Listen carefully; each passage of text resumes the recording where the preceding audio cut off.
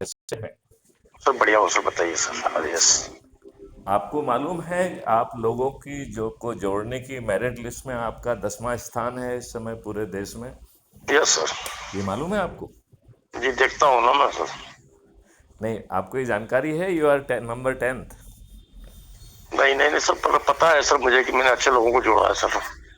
हाँ, आपने 217 लोगों को जोड़ा है यस सर। और 217 लोगों को जोड़कर जी। आप जो है 10वें स्थान पर हैं। Yes sir. आपको ताज्जुब नहीं हो रहा है कि मैंने आपको फ़ोन क्यों लगाया है? नहीं सर, नहीं सर, पता नहीं, कभी हो सकता है कि सर मैं भी सर अभी जस्ट अभी संडे है ना, तो अभी उठाऊँ सर, नहीं, काफी लेट मेरा हो गया प्रश्न अभी अपनी जगह पे यथावत है था। जी कि मैंने आपको फ़ोन क्यों लगाया है। बिल्कुल सर, ताज्जुब तो हो रहा है सर कि सर बहुत दिन बाद सर ने मुझको कॉल करके बताया सर, बताइए ना सर। आदेश। अब चीज़ें बहुत सरल हो गई हैं, यस सर। हम इनको पालन क्यों नहीं कर रहे हैं? यदि अच्छा भारत हमें इतनी आसानी से मिल रहा है यस सर। तो जो दो सरल उपाय हैं जिसमें क्राइम फ्री भारत का कोई लेना देना नहीं है, वो यस सर। सरल उपाय करके यदि आपकी ज़िंदगी बेहतर हो सकती है यस सर। तो वो सरल उपाय हमारे सूर्य प्रकाश शर्मा जी यस सर। क्यों नहीं कर पा रहे हैं, ये जानने के लिए मैंने आपसे फ़ोन पे बात करना उचित समझा। बिल्कुल सर, तो करेंगे ना सर। पहले पहले आपको ये मालूम है कि अब दो छोटे से काम करना है केवल। बताइए सर। पहला काम है कि जिस चीज़ को से आपका जीविकोपार्जन हो रहा है बिल्कुल सर। या जिस कार्य से आपका जीवन यापन हो रहा है, यस सर। तो जीविकोपार्जन और जीवन यापन इन दोनों के अंतर को क्या आप समझते हैं?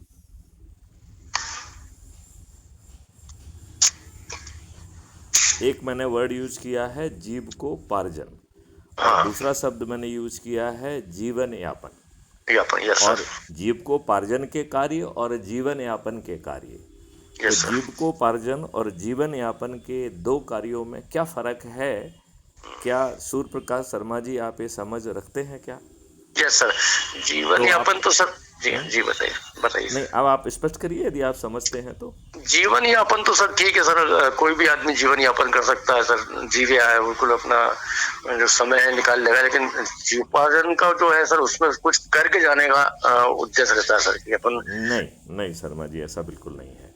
यस सर, बताइए। जीविकोपार्जन का मतलब है ऐसे कार्य जिससे जीविका को चलाने के लिए आवश्यक धन की अर्जन किया जाए, उसे जीविकोपार्जन कहते हैं। यस सर, यस सर, बताइए। मतलब जैसे आप कहीं अभी नौकरी कर रहे हैं, आप कहाँ हाँ। नौकरी कर रहे हैं? हाँ। सीमेंट कंपनी का काम है सर, सीमेंट लेबर कंपनी में हैं। आप किस पद पर हैं? एग्जीक्यूटिव हूँ सर, सेल्स आप एग्जीक्यूटिव। एग्जीक्यूटिव हैं, तो आपको क्या वेतन मिलता है? जो भी मिलता है 35,000, 30,000, 40,000 जो भी मिलता है। हाँ, I mean amount is not very important. हाँ हाँ। मतलब इसको कार्य करने से जो आपको धन मिल रहा है उससे आपका जीविका चल रही है, ये आपका जीविकोपार्जन का कार्य है। Yes sir, yes sir. अब एक मिनट मान लेते हैं कि आप हम जैसे हैं कि नौकरी की या अदरवाइज आपने कोई व्यवसाय किया और इतना धन कमा लिया कि अब आप जो है, जो ऑलरेडी आपको पेंशन मिल रही है या जो धन आपने कमा लिया है उससे आपका काम चल जाएगा। फिर भी जीवन को चलाने के लिए, जीवन यापन के लिए कुछ ना कुछ तो करना ही पड़ता है। Yes sir.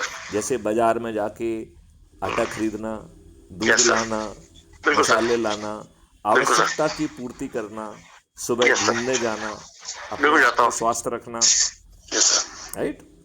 यस ये सर। जीवन यापन के कार्य हो गए। जी। मतलब आपके पास धन का अर्जन लक्ष्य नहीं है, लेकिन फिर भी इस जिंदगी में जीने के लिए हमें कुछ ना कुछ तो जीवन यापन के कार्य करना होते हैं। करना होंगे, बराबर सर। Yes sir. तो अब जो है क्राइम फ्री भारत कह रहा है कि भैया जो भी चाहे आप काम कर रहे हो, चाहे जीविकोपार्जन के काम कर रहे हो या जीवन यापन के काम कर रहे हो, मेरी प्रार्थना है कि उसे पूरी निस्सत्व निष्ठा, लगन, कर्म योग से करिए। जब यस सर। आप सत्यनिष्ठा कर्म योग से काम करेंगे तो यस सर। जीविकोपार्जन से आप अच्छा धन कमा पाएंगे कि नहीं कमा पाएंगे? बिल्कुल सत्य सर। है कि नहीं? दूसरा, जीवन यापन के लिए भी आप जहाँ जा रहे हैं, जो काम कर रहे हैं, यदि आप उस कार्य को कर निष्ठा लगन से करेंगे तो आपके संवाद, आपकी वाणी और हर चीज़ में एक मिठास रहेगी। जी सर। यदि आज उसे आप मजबूरी में कर रहे हैं तो कड़वाहट रहेगी। अरे जी। क्या मिसेस शर्मा पीछे पड़ी रहती हैं, मुझे सुबह सुबह दूध लेने जाना पड़ता। अरे गड़े मत पाए। एक होता है जी, चेहरे पे मुस्कुराहट के साथ उसे काम कर रहे हैं। बिल्कुल सर। तो चाहे जीविकोपार्जन का कार्य हो जी। या जीवन यापन का कार्य हो, शर्मा जी, मेरी प्रार्थना है कि उसे नहीं पूरी नहीं नहीं निष्ठा प्रेम से करिए। प्रार्थना नहीं सर, आप तो आदेश करें सर, हमारे नहीं, वरिष्ठ है सर। इस जी। आदेश से मुझे लगता है कि आपको ही लाभ होगा या क्राइम फ्री भारत या मैथिली शरण गुप्त को कोई फायदा होगा? जी जी जी नहीं, जी। किसको फायदा होगा? सर, खासकर मेरा तो ये है कि सर, जो हम मिशन लेके चल रहे हैं उस मिशन को फायदा होगा sir, crime free Bharat mission को। नहीं नहीं नहीं, क्योंकि आप मिशन का तो अभी कोई काम ही नहीं किए। आपने अपना काम सत्यनिष्ठा से किया, चाहे वो जीविकोपार्जन का हो या जीवन यापन का हो। तो निश्चित तौर पर आपकी मनोस्थिति अच्छी रहेगी, आप यस सर। प्रसन्न चित्त रहेंगे, और प्रसन्न चित्त से जब आप काम करेंगे तो एक अच्छा पॉजिटिव माहौल बनाएंगे, यस सर। जिससे जीविकोपार्जन में आपको धन ज़्यादा मिलेगा और जीवन यापन में आनंद की अनुभूति होगी। क्या मैं सही कह रहा हूँ? बिल्कुल सत्य सर। ठीक है ना? यस इसमें सर। पूरा लाभ सूर्य प्रकाश शर्मा जी का ही है जी बिल्कुल। कि क्राइम फ्री भारत या मैथिली शरण गुप्त का है? नहीं नहीं सर, मेरा है सर। आपका है।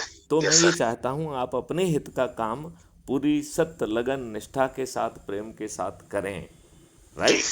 और यस सर। जब वो काम खत्म हो जाए तो वहाँ जितने भी लोग आपके आसपास हैं, यस सर। उन्हें अच्छे भारत से क्या तात्पर्य है ये समझाएं।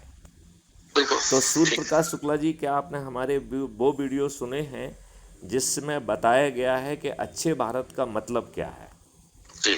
नहीं सुने हैं या नहीं सुने? सुनिएगा सर, मैंने देखा सर तो यूट्यूब पे। अच्छे भारत का से अभी तक आपको क्या बात समझ में आई है, मैं आपके शब्दों में सुनना चाहता हूँ। हर नागरिक को सम्मान अधिकार होना, निडरता के साथ व्यक्ति को रहना, बिना भेदभाव के। ये चीजें सर इसमें खासकर मेन मुद्दों पे हैं सर। नहीं, इससे एक निष्कर्ष ये निकल रहा है कि अभी जो पिछले 1-2 महीने से जो वीडियोज डाले गए हैं उसे शायद आपको ध्यान से सुनने का समय नहीं सर, नहीं मिल पाया नहीं होगा। नहीं सर, 2 महीने से तो देखा ही नहीं ना सर। करेक्ट, ऑलरेडी बताओ ना, करेक्ट, पूरा करेक्ट, पूरा करेक्ट। पूरा पूरा वर्ष सर। अभी मेरी माता जी भी शांत हुई है तो 1 साल हुआ है उनको पूरा। अभी तो 1 वर्ष तक तो सर मैं इसी में लगा रहा सर, सारे क्रियाक्रम में सर। देखिए, अब आप फ्री हो गए हैं जी और मैं आपको अपना काम अच्छे ढंग से करने के लिए प्रेरित कर रहा हूँ। बिल्कुल बिल्कुल और सर। वहाँ पर जो लोग आपके आसपास इकट्ठे होंगे, क्योंकि हर काम आप आनंद से करोगे, निष्ठा से करोगे, तो उनकी आपके प्रति भावना अच्छी होगी कि नहीं होगी? बिल्कुल बिल्कुल सर। तो जब आप उन्हें अच्छे भारत को समझाएंगे, तो चूंकि आप अच्छे भारत का ठीक ढंग से जवाब नहीं दे पाए हैं, तो मैं अब आपको समझाता हूँ कि अच्छे भारत का मतलब क्या है। जी। अच्छे भारत का मतलब है कि 5 मौलिक अधिकार और 21 महालक्ष्यों से सुसज्जित भारत, ठीक है। राइट? अब ये महालक्ष्य क्या है?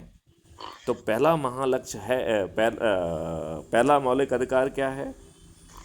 रोजगार का मौलिक अधिकार। Yes sir. और रोजगार अकेला रोजगार नहीं है, पोटेंशियल का रोजगार है, जी। राइट? Yes sir. अब मैं शर्मा जी आपसे पूछता हूं कि क्या किसी ने आज तक आपका पोटेंशियल जानने की कोशिश की है? आप जहां भी पहुंचे, जो कुछ भी कर रहे हैं, वो अपने श्रम से, अपने उससे कर पा रहे हैं। क्या किसी ने आपका पोटेंशियल, आपकी छुपी गुप्त क्षमता जो अभी मैनिफेस्ट नहीं हुई है, क्या उसे किसी ने जानने की कोशिश की है क्या? यस सर, समय समय पर सर मेरा जो जोनल लीडर है सर, वो इस पे सर करते रहते बातें सर। नहीं, ये सत्य कथन नहीं है। नहीं नहीं, सर, सर एक मिनट मार्केटिंग मैं मार्केटिंग। स्पष्ट करता हूँ ना तो आपको समझ में आ जाएगा। मैं ये सत्य कथन इसलिए नहीं है क्योंकि ऐसा कोई सिस्टम ही नहीं बना है। ना माता पिता ने अपने पुत्र का पोटेंशियल, गुप्त छुपी हुई क्षमता क्या वो बन सकता है, ना तो उसने जानने की कोशिश की। ना समाज ने, ना शिक्षा व्यवस्था ने, ना राज्य ने, ना देश ने। बहुत सारे ऐसे लोग जिनमें बड़ा साइंटिस्ट बनने के पोटेंशियल हैं, वो चपरासी बन के रिटायर हो गए। ऐसे बहुत सारे लोग जो बहुत बड़े उद्योगपति बन सकते थे, चूँकि जी किसी ने उनका पोटेंशियल नहीं नापा और उन्हें सिस्टम ने उन्हें कोई मदद नहीं दी, तो वो उनका पोटेंशियल छिपा का छिपा रह गए और जी। वो एन केन प्रकारेण अपना जीवन यापन करके इस दुनिया से हो सकता है सिधार भी गए हों। Yes sir, yes sir, right. Yes sir. तो पहली बार क्राइम फ्री भारत मिशन ये कह रहा है कि आपके पोटेंशियल को नापा जाएगा, हर व्यक्ति के पोटेंशियल को नापा जाएगा और बहुत उसे बढ़िया। जमन पर रियलाइज किया जाएगा, वो भी मौलिक अधिकार के तहत। Yes sir. और इस कार्य में भारत सरकार के खजाने से एक पैसा नहीं लिया जाएगा। बिल्कुल साहब, सही बात। राइट। बिल्कुल और सर, कोई भी चीज़ फ्री में नहीं दी जाएगी ये भी बहुत और बढ़िया ये बात। सभी 144 करोड़ लोगों के लिए किया जाएगा। जी सर। तो क्या शर्मा जी आप मेरी बात में कोई कॉन्ट्राडिक्शन नॉट कॉन्ट्रोवर्शियल। देख रहे हैं क्या? नहीं सर, नो, नो नहीं, कॉन्ट्रोवर्शियल। आपको दिखना चाहिए। नहीं सर, मेरे हिसाब से सर आप जो दिशा निर्देश दे रहे हैं बढ़िया सर। जैसा भी पोटेंशियल का आपने बताया, तो मैं देखता हूँ कि सर मैं मार्केट में सर विजिट करता हूँ, डोर टू डोर विजिट करता हूँ। खासकर मार्केट में सर हमारा मार्केटिंग का काम है, सीमेंट मार्केट का। तो कुछ जगह पे ऐसा होता है कि हमारे जो जोनल हेड है वो हमेशा क्वेश्चन करते हैं वो, और उसका क्वेश्चन का मैं आंसर भी देता हूँ। और खासकर जो आपने भी मेरे से क्वेश्चन किया, उसी क्वेश्चन के ऊपर उन्होंने एक्शन लिया था उन्होंने बीच में, और मैंने रिजल्ट भी दिया सर उनको।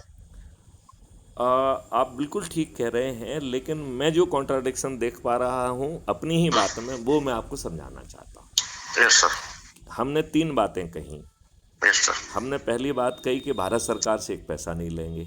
बिल्कुल सर, दूसरी बात कही कि किसी को फ्री भी नहीं मिलेगी। बिल्कुल सर, और तीसरा कहा 144 करोड़ लोगों को मिलेगा।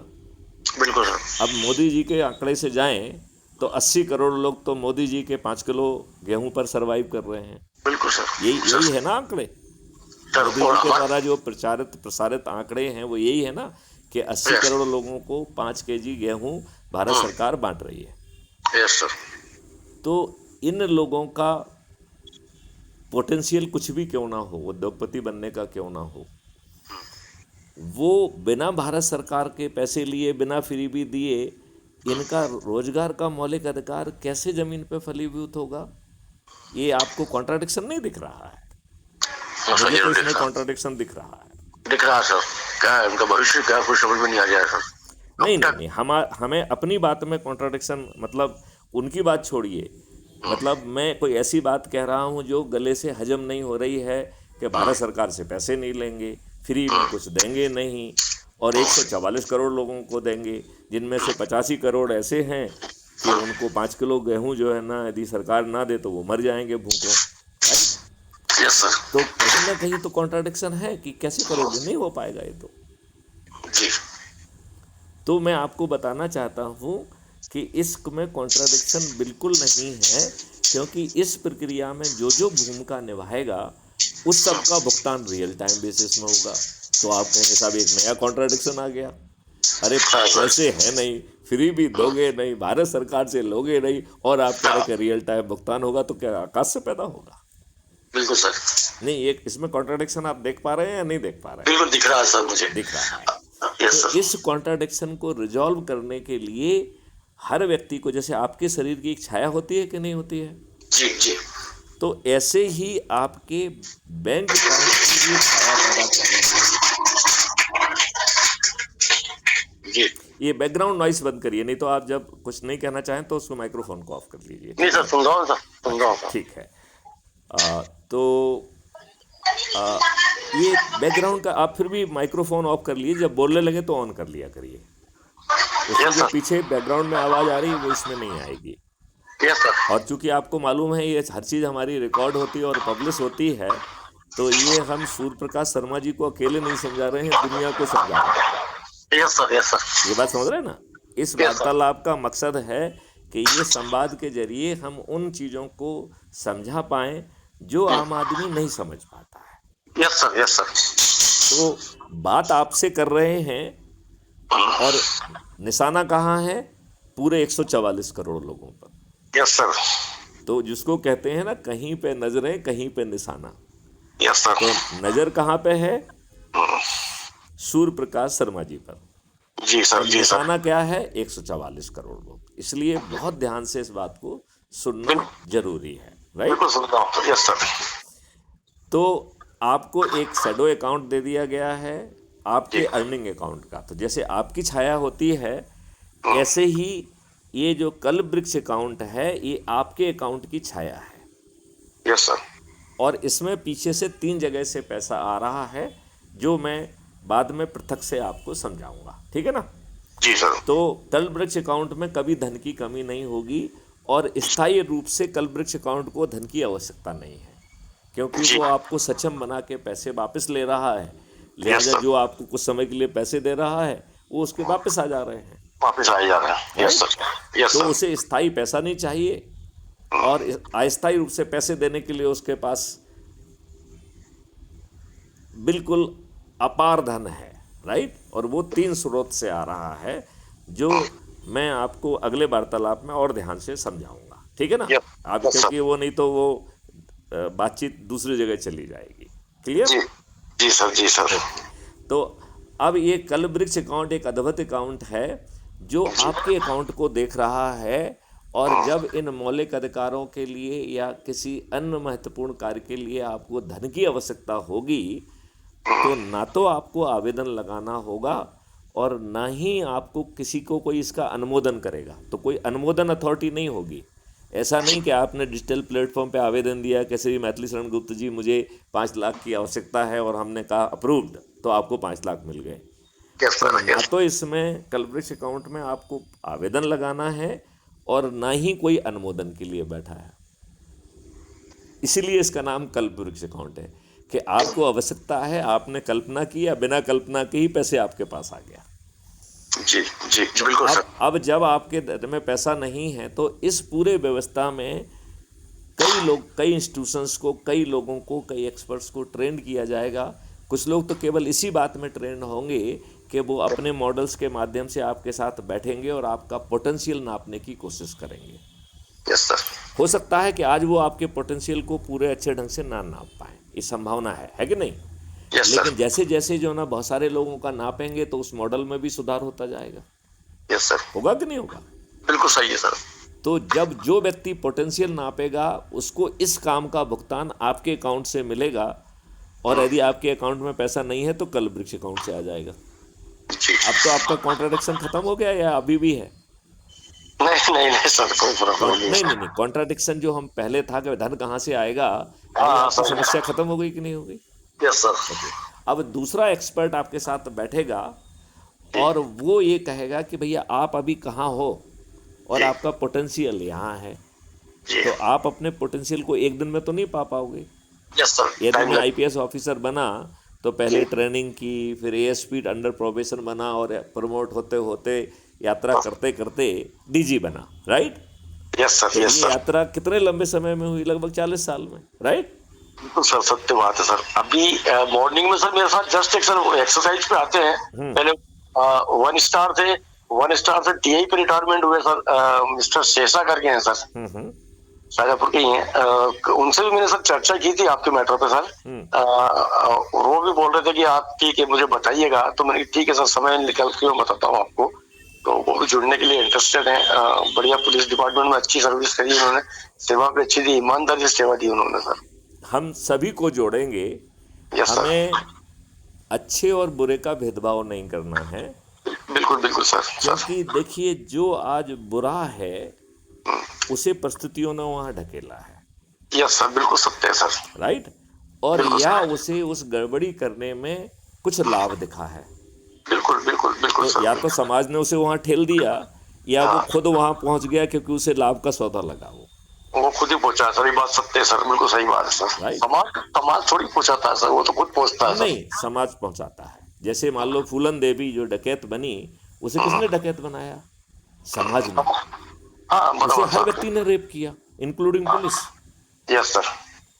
तो समाज सपोर्ट समाज ने करता। उसे, तभी उसने इतने सारे ठाकरों को भून डाला। वो यस क्या सर। था? हाँ। Yes sir. एक डरी हुई सहमी सी महिला, हाँ। जिसका जो है ना हर कोई बलात्कार कर रहा है उसके साथ, यस सर। और जो उसके कस्टोडियन हैं, रक्षक हैं, वो भी भक्षक बन रहे हैं। जी जी। तब उसे आखिरकार क्या करना पड़ा? गन उठाना पड़ी और भून डाला उसने ठाकरों को। जी सर उसको। यही हुआ था कि नहीं हुआ था? Sir yes sir. तो उसे किसने बनाया था?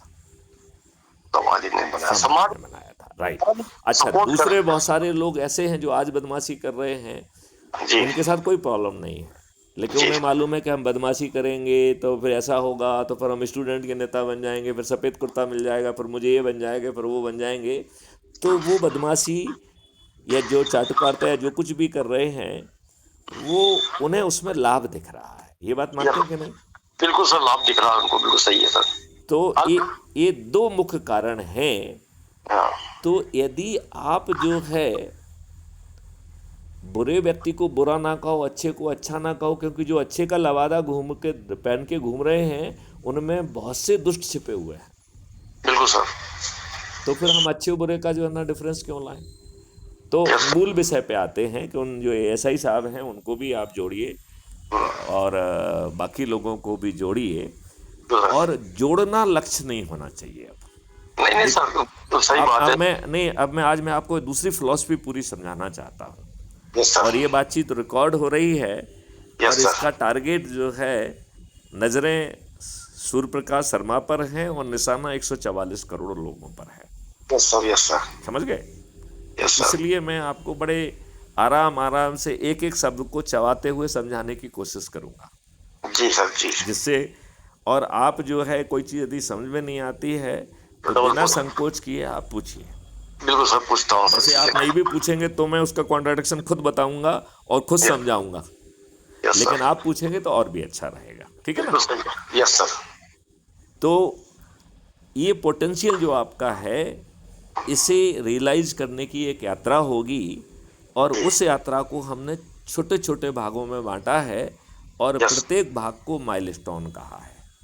यस तो सर। जैसे आप अपने शहर से शाजापुर से रतलाम जा रहे हैं, या जो है ना आप देवास जा रहे हैं, तो बीच के रास्ते में माइलस्टोन लगे होते हैं कि नहीं लगे होते हैं? लगे होते हैं सर। तो जब आप एक माइलस्टोन क्रॉस करते, दूसरे करते, तीसरे करते, चौथा करते, तब आप देवास पहुंचेंगे कि नहीं पहुंचेंगे? Yes sir sir. आप उछल के आंख बंद की और आंख खोली तो देवास तो नहीं पहुंचोगे, कि पहुंच जाओगे?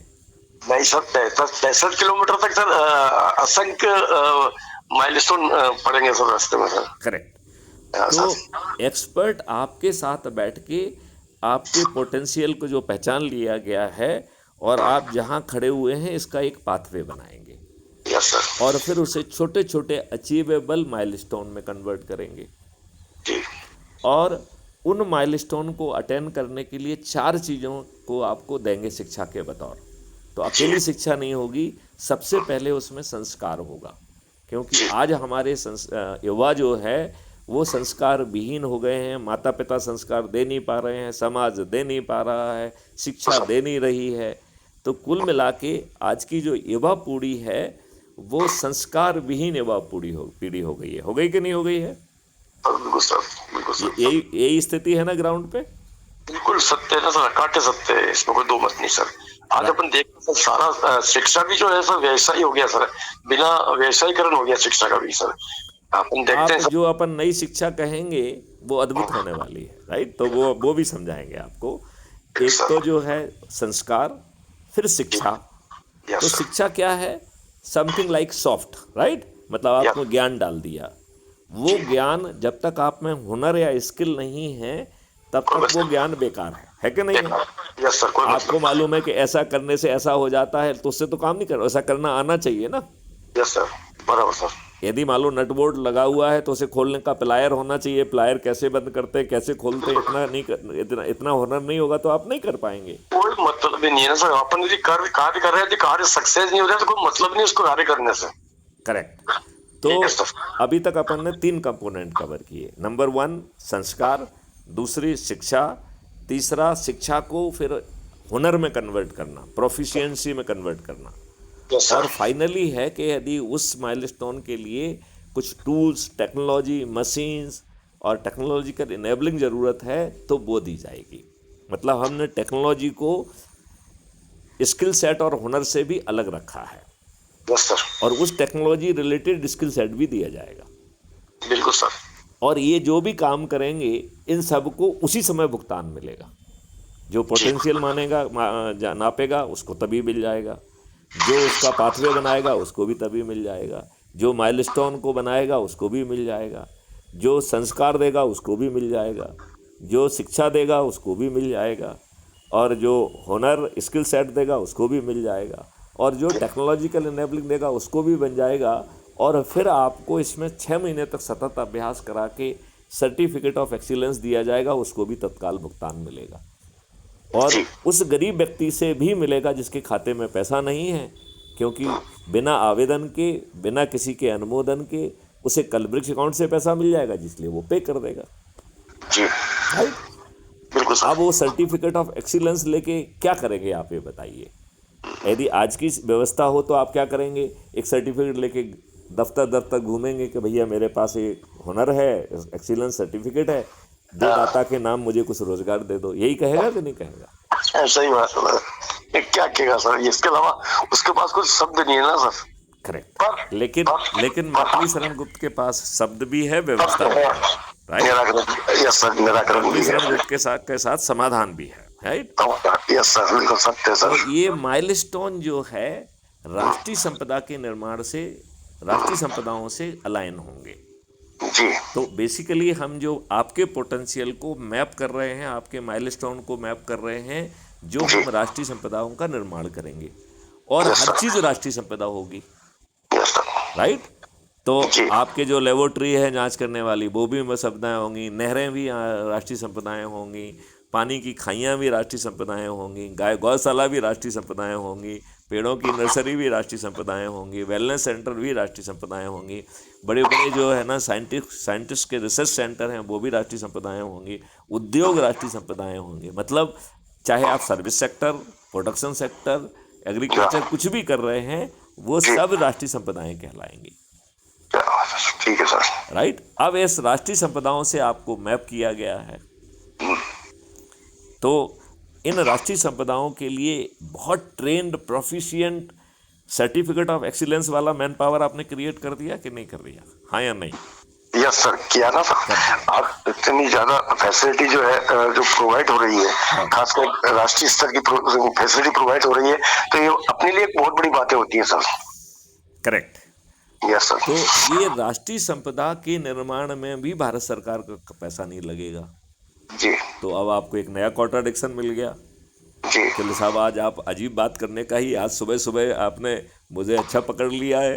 आप जो है ना जबरदस्ती अपनी बात पहले जा रहे हैं बिना मतलब के।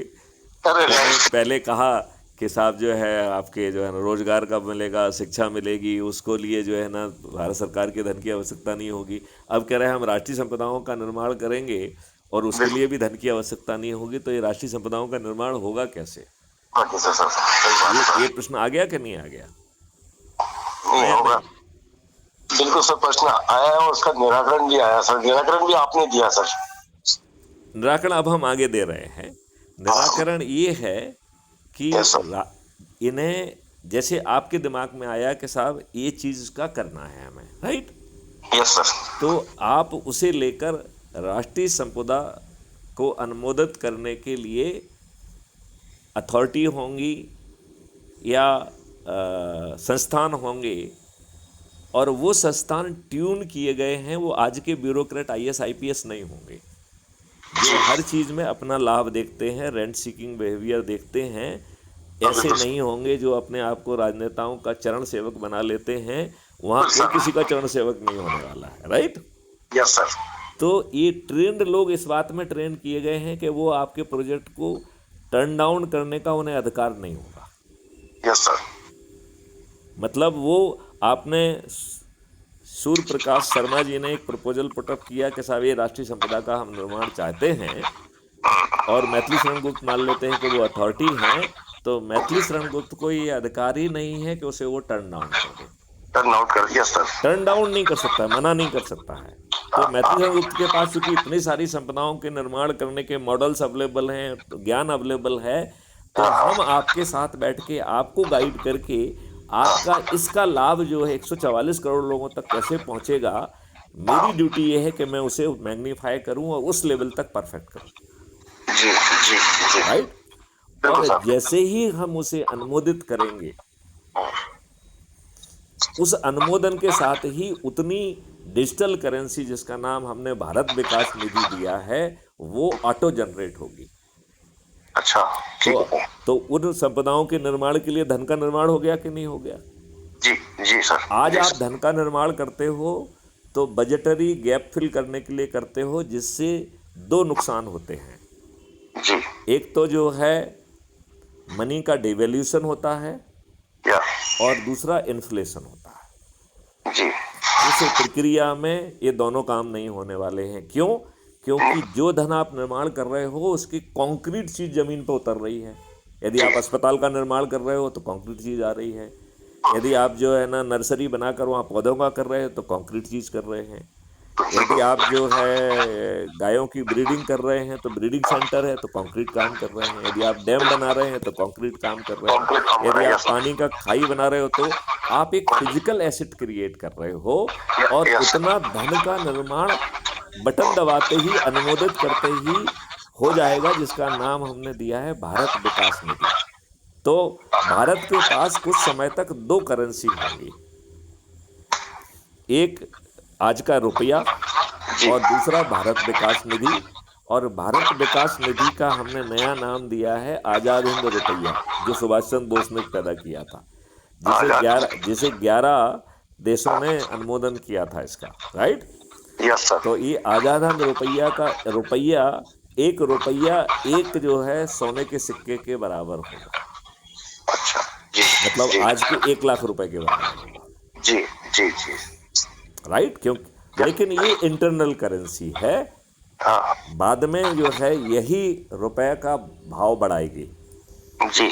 अभी जो आप $1 में 80-85 रुपए देना पड़ते हैं, फिर आप अपना ₹1 देंगे और 80-85 जो है डॉलर उसमें आ जाएंगे। इतना भारत के रुपया का अप्रिसिएशन होगा। Yes sir. तो देख रहे हैं, कहीं पे नजरें कहीं पे निशाना। तो अब इसकी गहराई समझिए आप। तो समझ रहा हूँ। अब आप ये बताइए, राष्ट्रीय संपदा के निर्माण के लिए धन की व्यवस्था हो गई कि नहीं हो गई? बिल्कुल सर। और ये सुपीरियर धन है जो आज की सरकार पैदा कर रही है, उससे बहुत सुपीरियर है। क्योंकि आज की सरकार जिस धन को पैदा कर रही है वो जिसको वो पूरा नहीं कर पा रही है, उस गैप के पैसे जो है ना छाप देती है। तो that is a gap filling exercise. इतनी बात समझ में आई क्या? हाँ सब दिख रहा है सर, सामने दिख रहा है पूरा किया। मतलब आज का जो रुपया का डिवैल्यूएशन हो रहा है, इन्फ्लेशन हो रहा है, उसके लिए ये अर्थव्यवस्था जिम्मेवार है। लिहाजा हम जो हम धन पैदा कर रहे हैं वो धन जो है फिजिकल एसेट के इक्विवेलेंट पैदा हो रहा है। तो ना तो उससे इन्फ्लेशन होगा और ना ही आपके रुपए का अवमूल्यन होगा, बल्कि आपका रुपए जो है उसकी कीमत अप्रिसिएशन होगा, वो ऊपर जाएगा। राइट। या सर कीमत बढ़ेगी कुल मिला के अपने रुपए की मतलब ये तो एक सोने के सिक्के के बराबर है ही है, भारत का जो आजाद हिंद रुपया या भारत विकास निधि। बट हमारा जो आज का रुपया है उसकी भी कीमत बहुत तेजी से बढ़ेगी। सर। ये बात आप देख पा रहे हैं या नहीं देख पा रहे हैं? देख पा रहा हूँ सर, समझ रहा हूँ सर, इस चीज को दिख ही रहा है सर। अच्छा, ठीक है। तो किसी भी संपत्ति के लिए, किसी भी राष्ट्रीय संपदा के निर्माण के लिए 3 कंपोनेंट की जरूरत होती है। एक होती है धन की, दूसरी होती है अच्छे ट्रेंड इफिशिएंट मैन पावर, जो आजकल अवेलेबल नहीं है। हर इंडस्ट्री परेशान होती है कि वो बाजार से जिनको रिक्रूट करती है उनको ढीले भर के करनी होती है। बेचारे फिर उनको वो ट्रेंड करते हैं, और आज की आपाधापी बदमाशी में जो वो ट्रेंड होता है, वो उसको कोई 50 रुपए ज़्यादा देता है तो दूसरी जगह भाग जाता है वो। बिल्कुल होता ही है सर। इंडस्ट्री परेशान बनी रहती है, राइट। यस हमने सर। जो व्यवस्था की है उसकी पोटेंशियल को रियलाइज करने वाली, इसमें कहीं किसी को कहीं नहीं भागना है, राइट। तो जी सर। आपके राष्ट्रीय संपदा के निर्माण के लिए आवश्यक well efficient, well trained, well developed manpower उपलब्ध हो जाएगा कि नहीं हो जाएगा। बिल्कुल होगा ना सर। अब एक तीसरा कंपोनेंट है, वो है भूमि। तो आज की सरकार भूमि की व्यवस्था कैसे करती है, सूर्य प्रकाश शर्मा जी आप मुझे बताएंगे क्या।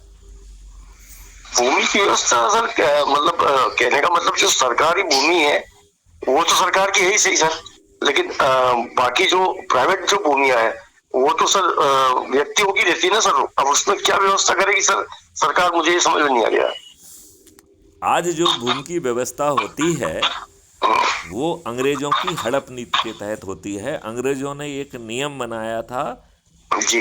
Land acquisition act. आज की सरकार जो है लैंड एक्विजिशन एक्ट के तहत सूर्य प्रकाश शर्मा की भूमि औने पौने दामों पर एक्विजिशन कर लेगी, और फिर वो कैपिटलिस्ट लोगों को, इंडस्ट्रियलिस्ट लोगों को, घर बनाने वालों को दे देगी। आप बर्बाद हो जाएंगे दारू वारू पी के, और वो जो है ना कैपिटलिस्ट और धनी हो जाएंगे। यही हो रहा है कि नहीं हो रहा है। हो रहा है सर, पावर रहता है ना सर। देखते हैं अपन अधिग्रहण कर, गवर्नमेंट कोई सी भी जमीन को कहीं भी फैक्ट्री वगैरह डल रही है तो वो अधिग्रहण कर लेती है सर वो। उसको क्यों। अब क्राइम फ्री भारत मिशन और मैथिली शरण गुप्त अंग्रेजों की हड़प नीति वाले लैंड एक्विजिशन एक्ट को ही रिपील कर देंगे। जी। तो हमने आपकी समस्या खत्म कर दी या बढ़ा दी। खत्म ही चाहिए ना सर। नहीं, बढ़ा दी। नहीं सर, क्योंकि भूमि कहाँ से आएगी। भूमि तो है ना। राष्ट्रीय संपदा के निर्माण के लिए जो भूमि की आवश्यकता है, वैसे तो हमने धन का निर्माण कर दिया है तो हम उससे भूमि खरीद सकते हैं, लेकिन हम भूमि खरीदना नहीं चाहते हैं। क्यों? क्योंकि हम समृद्धि बांटना चाहते हैं। यदि हम आज जैसी भूमि खरीदेंगे तो जिनकी हम भूमि खरीदेंगे, जिनको हम पैसा देंगे, वो दारू खा के बर्बाद हो जाएंगे, दारू पी पा के खड़े हो जाएंगे। हो जाएंगे कि नहीं हो जाएंगे। तो सर वही रहा ना। हो रहा है कि नहीं हो रहा। बिल्कुल हो रहा सर। तो मैथिली शरण गुप्त अपने लोग जो भूमि स्वामी हैं उन्हें बर्बाद नहीं करना चाहते हैं, तो इसके लिए एक नया एक्ट लेके आएंगे जिसका नाम है लैंड एक्विजिशन एक्ट। जी। ये बात आपको समझ में आई क्या। तो आ रही समझ में सर, क्योंकि अपन इस समय क्या कर रहे हैं, देखो यदि हम ये एक्ट नहीं लाएंगे तो बहुत सारे दुष्ट लोग हैं जो है अंतर्राष्ट्रीय शक्तियां कुछ एनजीओ के माध्यम से बरगलाएंगी, और जिसकी सबसे ज़मीन सेंटर में होगी उसी को बरगला के कहेंगी कि नहीं तुम मत दो। इसलिए एक एक्ट लाया जाएगा जिसमें किसी भी व्यक्ति को उसके भूमि स्वामी से हक से वंचित नहीं किया जाएगा। तो वो भूमि राष्ट्रीय संपदा के लिए चली जाएगी, लेकिन स्वामी यदि सूर्य प्रकाश शर्मा जी ही बने रहेंगे जी, लेकिन संपत्ति वो आपकी चली जाएगी राष्ट्रीय संपदा के निर्माण में। तो आप कहेंगे साहब हमें क्या फ़ायदा हो गया, हमारी तो ज़मीन चली गई। तो वो राष्ट्रीय संपदा निर्माण जो धन अर्जन करेगी वो सभी भूमि स्वामियों में उनके कंट्रीब्यूशन के अनुरूप जो है वो उनमें बटेगा। तो आपकी भूमि जो आज कमा रही है उससे 100 गुना तो ज़्यादा कमाएगी। कमाएगी कि नहीं कमाएगी। Yes sir. तो अब जो है आप दो तरीके से कमा रहे हैं। एक तो आपके पोटेंशियल को रियलाइज करने के लिए आपको तैयार कर दिया है तो आदमी कमा रहा है, और यदि वो भूमि स्वामी है तो वो राष्ट्रीय संपदा जो कमाएगी वो भी उसके पास पहुंच रहा है। तो आप जल्दी समृद्ध होंगे कि नहीं होंगे। बिल्कुल सर। हाँ या नहीं होंगे ना सर। तो आप मुझे बताइए, अब इस राष्ट्रीय संपदा के निर्माण में कोई दिक्कत रह गई क्या। आज आदमी कहता है कि साहब बजट नहीं है, पैसा नहीं है, तो देखो अब बजट की प्रॉब्लम ही नहीं है। और बजट की प्रॉब्लम नहीं है और क्राइम फ्री भारत ने अपने 3 मॉडल के माध्यम से भारत सरकार को 20 गुना ज़्यादा पैसा पहुंचाने की व्यवस्था की है। तो क्राइम फ्री भारत और मैथिली शरण गुप्त की शर्त है कि 5 साल के अंदर इस देश में किसी भी भारतवासी से भारत सरकार को टैक्स क्यों लेना चाहिए जब हमने 20 गुना ज़्यादा पैसा दे दिया? तो ज़रूरत है क्या? नहीं सर। राष्ट्रीय संपदाओं के निर्माण के लिए धन निर्माण हो रहा है, आपका जो खर्च है वो 1/4 हो जा रहा है और 20 गुना ज़्यादा पैसा पहुंच जा रहा है, तो किसी को कोई टैक्स की ज़रूरत है क्या सरकार को? नहीं सर। तो आपको टैक्स मुक्त भारत भी मिलेगा। तो पहले आपको अपने कलवृक्ष अकाउंट से पैसा मिल रहा था, मिल गया, तो आपको कहीं से कर्ज लेना पड़ेगा क्या? नहीं लेना पड़ेगा सर। तो आपको कर्ज मुक्त भारत मिल गया और फिर भारत सरकार को अपने ही 3 मॉडल से 20 गुना पैसा दे के ये व्यवस्था कर दी कि आपसे टैक्स नहीं लगेगा। तो भारत में ना तो इनकम टैक्स होगा, ना सेल टैक्स होगा, मतलब ना जीएसटी होगा, ना कॉर्पोरेट टैक्स होगा, सभी टैक्स विलुप्त कर दिए जाएंगे। तो आपकी ज़िंदगी कितनी आसान हो जाएगी। Yes sir. देखिए, आदमी टैक्स से परेशान कम है, टैक्स के कंप्लायंस के नाम पर जो उसके साथ अत्याचार होता है, उसके यहाँ छापे मारे जाते हैं, उसे बदनाम किया जाता है, उसे जेल में ठूंस दिया जाता है, उसके अकाउंट सीज कर दिए जाते हैं, आदमी उससे ज़्यादा डरता है। डरता कि नहीं डरता है? बिल्कुल बिल्कुल सही बोला सर आपने, बिल्कुल सही है। तो जब टैक्स ही नहीं होगा तो टैक्स कंप्लायंस का झंझट खत्म कि नहीं? बिल्कुल सर, सही बात है सर। तो आपकी जीवन कितनी अच्छी हो जाएगी। एक तरफ आपका पोटेंशियल रियलाइज हो रहा है, दूसरा आपका जो है शिक्षा आपको मिल रही है। तो जब हर व्यक्ति का पोटेंशियल अलग अलग है और पोटेंशियल को रियलाइज करने वाली शिक्षा दी जा रही है, तो भारत में किसी भी व्यक्ति को रोजगार के लिए या शिक्षा के लिए कोई कॉम्पिटिटिव एग्जामिनेशन देना पड़ेगा क्या? नहीं देना पड़ेगा सर। तो बिना कॉम्पिटिटिव एग्जामिनेशन के 144 करोड़ लोग उनके पोटेंशियल की यात्रा में होंगे और धन की कमी नहीं है और मैन पावर को प्रोफिशिएंट बना दिया गया है। तो जिसका पोटेंशियल साइंटिस्ट बनने का होगा वो कैसी रिसर्च करेगा, अनुमान लगाओ जरा। यदि वो उद्योगपति बनने का होगा, उसके उद्योग कितने अच्छे होंगे। जी। ये कुछ बात समझ में आ रही है क्या? आ रही ना सर? आ रही है। तो अच्छे भारत में अभी आपको क्या क्या चीज़ें मिल गई हैं।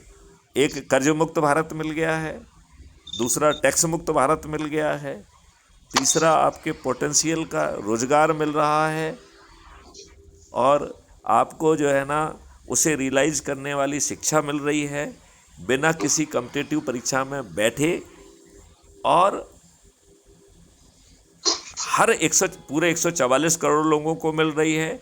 जो गरीब हैं, जिनके अकाउंट में पैसा नहीं है, उनको भी मिल रही है। और कोई भी चीज़ मुफ्त में नहीं मिल रही है।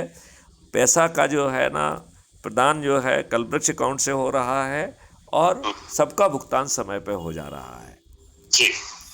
और जब आप राष्ट्रीय संपदा के निर्माण में काम करेंगे तो जो धन आएगा वो धन जैसे पहले बिना आवेदन लगाए, बिना अनुमोदन के आपको मिला था, ऐसे ही वो धन जो है आपसे बिना पूछे कलवृक्ष अकाउंट को वापस चला जाएगा। जी। तो अब बताओ, कलवृक्ष अकाउंट को धन की कोई कमी है क्या? नहीं है ना, नहीं है, राइट। अब यही व्यवस्था जो है आपके भोजन के लिए होने वाली है। तो भोजन में आज तो आपकी परचेजिंग पावर ही है, अब इसमें तो परचेजिंग पावर बाधा नहीं बनने वाली है। तो अब हमें आपकी भोजन की व्यवस्था कैसे करना पड़ेगी कि आपको क्या क्या चीज़ चाहिए और वो चीज़ हम प्रोड्यूस करें। जी।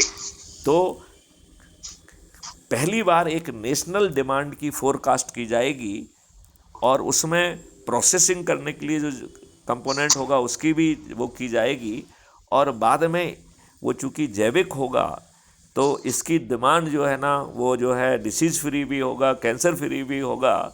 तो इसकी इंटरनेशनल मार्केट में भी डिमांड होगी।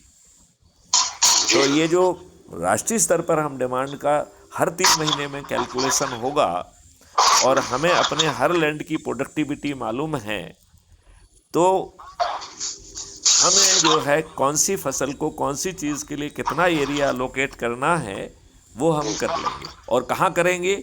जहाँ पर वो आवश्यक है। अब अज्यूम करिए उतनी जगह नहीं है, राइट, बिल्डिंग बन गई हैं, कंक्रीट जंगल खड़ा हो गया है, तो हम कंक्रीट जंगल को ही जंगल कन्वर्ट कर देंगे। अब ये बताइए, यदि जो बिल्डिंग है उसके चारों तरफ एक फ्रेम बनाकर वर्टिकली जो है ना हमने उस पर फल और सब्जियां और ये सब चीज़ें उगाने की व्यवस्था कर दी, तो कंक्रीट जंगल ग्रीन जंगल में कन्वर्ट हो जाएगा कि नहीं हो जाएगा? बिल्कुल होगा ना। अच्छा चलिए, अब यदि अपन उस एरिया में कहें कि मान लो कोई फल कोई औषधि किसी पर्टिकुलर जलवायु में अच्छी होती है और वहाँ उसको उगाने के लिए जगह नहीं है, तो एक वर्टिकल स्ट्रक्चर खड़ा कर देंगे उसी जलवायु में और उसे राष्ट्रीय संपदा कहेंगे। उस स्ट्रक्चर को खड़ा करने में धन की प्रॉब्लम भी खत्म हो गई है। तो हर व्यक्ति को भोजन के अधिकार के तहत मल्टीग्रेन के साथ साथ फल सब्जी दूध दही घी और इसके साथ में भी जीवनवर्धक औषधियाँ और शहद आदि भी मिलेगा। और वो माननीय नरेंद्र मोदी जी का 5 किलो गेहूं नहीं होगा, कोई चीज़ फ्री में नहीं मिलेगी। और यदि आपके पास धन नहीं है तो कल वृक्ष अकाउंट से आ जाएगा और आपको समर्थ बनाकर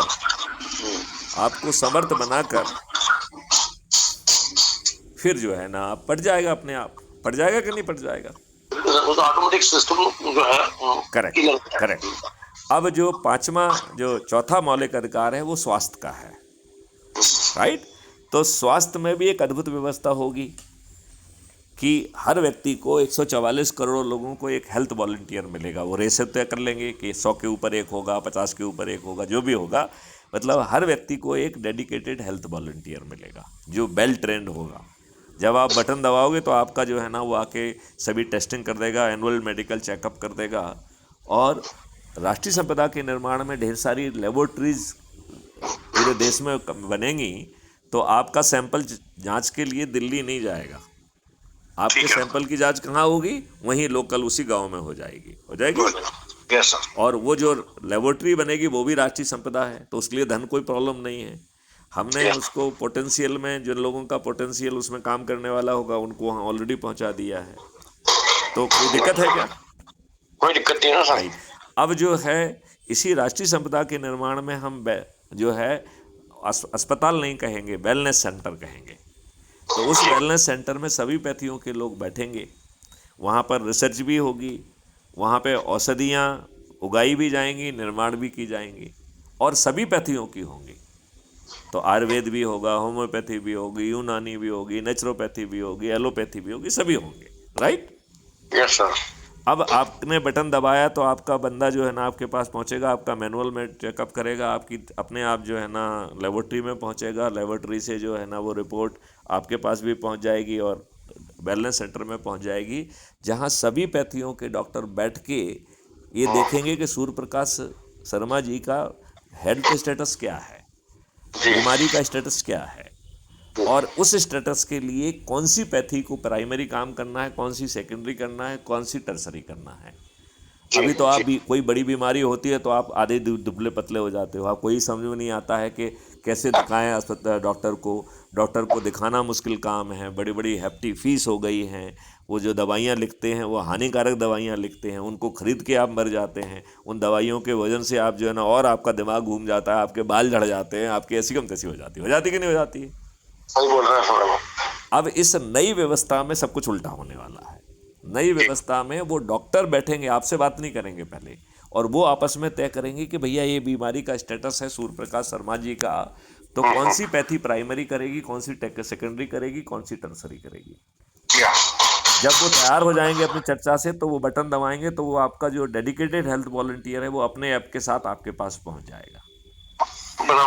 और वो एक तरफ आपके परिवार के लोग जो बीमार है वो और डेडिकेटेड हेल्थ वॉलंटियर बैठा होगा, और दूसरी तरफ वीडियो कॉन्फ्रेंसिंग में सभी पैथियों के डॉक्टर होंगे, और वो आपको अपॉइंटमेंट भी मांगना है, वो आपके पास पहुंच गए हैं कॉन्फ्रेंसिंग के माध्यम से, और वो आपको समझा रहे हैं कि आपकी बीमारी का स्टेटस ये है, हम आपका जो है ना इस तरीके से इस पर कार्रवाई करेंगे, आप चिंता मत करिए।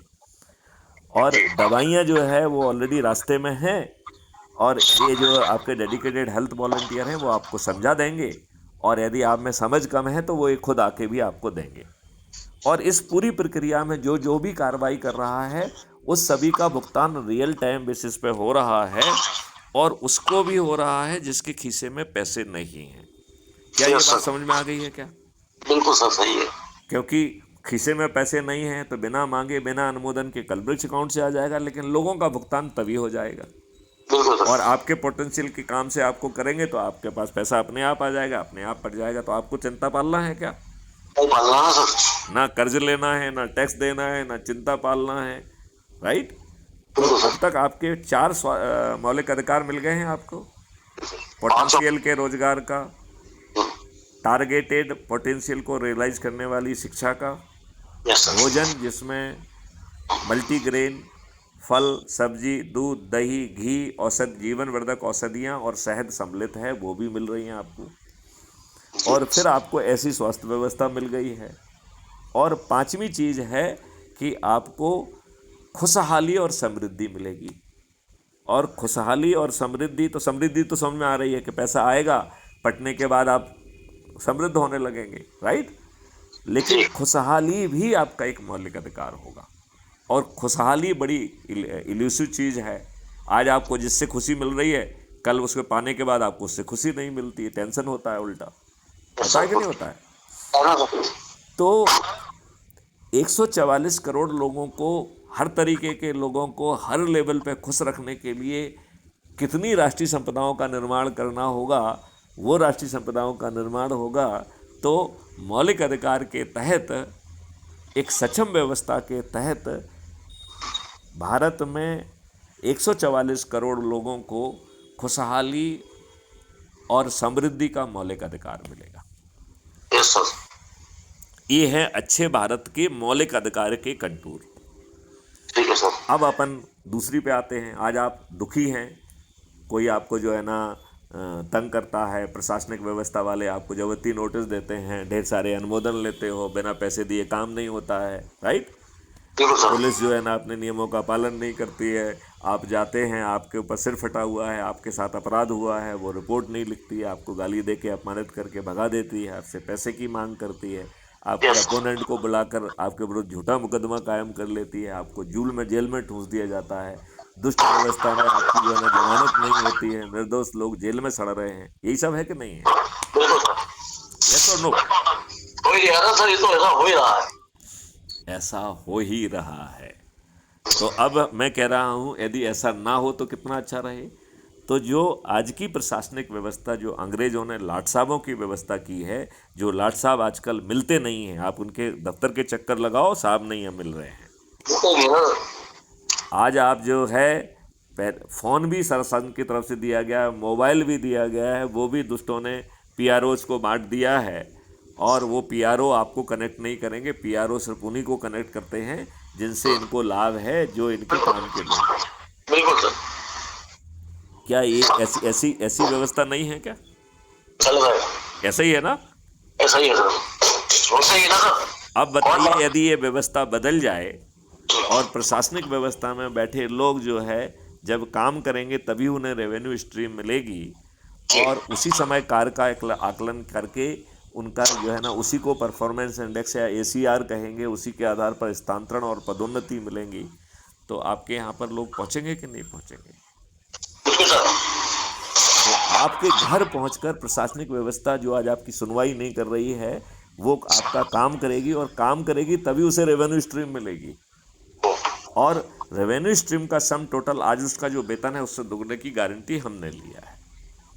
जी सर। यदि कम पड़ेगा तो कलवृक्ष अकाउंट से आ जाएगा, ट्रेनिंग देके हम उसे सब समर्थ बना देंगे, तो हमें कोई चिंता नहीं, राइट? अब पुलिस व्यवस्था देख लीजिए। तो जैसे आपका हेल्थ वॉलंटियर बटन दबाया, हेल्थ वॉलंटियर पहुंच गया, ऐसे ही बटन दबाओगे तो एक क्राइम वॉलंटियर पहुंच जाएगा जो कि वेल ट्रेंड है। वो आपके घर पर ही बैठकर आपकी एफआईआर दर्ज करेगा।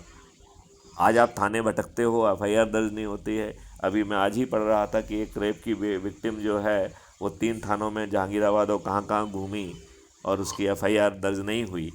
तो आज तो ये हो रहा है कि नहीं हो रहा है? बिल्कुल हो रहा था।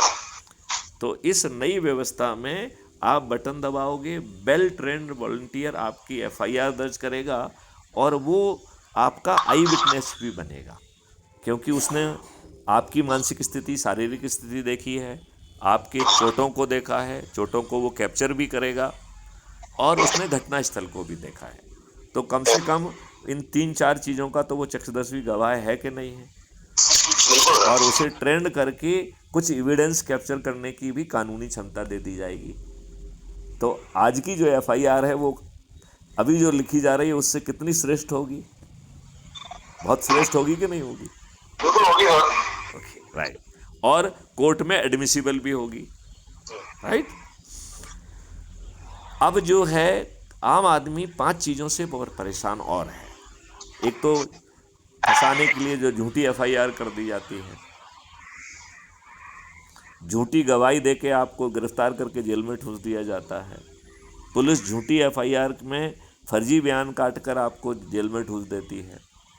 पुलिस जो है ना झूठी विवेचना करके निर्दोषों को दोषी बनाते हुए चालान पेश कर देती है, और वकील मोटी फीस लेके झूठी जरह करके कोर्ट में जो है ना कुछ का कुछ सिद्ध करके और आपको जो है जीवन भर जेल में सड़ने के लिए विवश करते हैं। आज यही हो रहा है कि नहीं हो रहा है? बिल्कुल सर, यही हो रहा है सर। अब आप 1 मिनट के लिए यदि मान लें, अपराधी तो सर अपराध करके सर खुला घूमता है, निर्दोष जेल में जाता है सर, ये हो रहा है। तो ऐसा होना चाहिए क्या? नहीं होना चाहिए सर। तो इस नई व्यवस्था में 5 विभिन्न अपराध बना दिए जाएंगे: झूठी एफआईआर करना, झूठी गवाही देना, पुलिस के द्वारा अपने मन से झूठे कथन लिख लेना, गलत विवेचना करना, और गलत बहस करके जो है जो वकील निर्दोषों को दोषी और दोषियों को निर्दोष साबित करते हैं। ये 5 चीज़ें हत्या से भी बड़े अपराध बना दिए जाएंगे। 21 टेक्नोलॉजी के माध्यम से सभी साक्ष्य इकट्ठे हो जाएंगे और अधिकतम 30 दिन में ट्रायल पूरा हो जाएगा, वो भी बिना कोर्ट कचहरी के चक्कर लगाए। तो जो पुलिस जो फंसाने के लिए एफआईआर करेंगे वो जेल में सड़ेंगे, जो पुलिस झूठी विवेचना करेगी वो उसकी नौकरी भी जाएगी और जेल में भी सड़ेगी, और वकील महोदय जो hefty फीस लेके झूठी बहस कर रहे हैं वो भी जेल में जाएंगे और उनका प्रैक्टिसिंग लाइसेंस भी नष्ट होगा। तो बताओ, आपका पूरी पुलिस व्यवस्था और न्याय व्यवस्था बदल जाएगी कि नहीं बदल जाएगी? ये पारदर्शिता आ जाएगी सर इसमें। पारदर्शिता आ जाएगी, टाइम बाउंड हो जाएगा, अधिकतम 45 दिन में आपको न्याय मिल जाएगा, आपको 45 साल में भी नहीं मिल रहा है।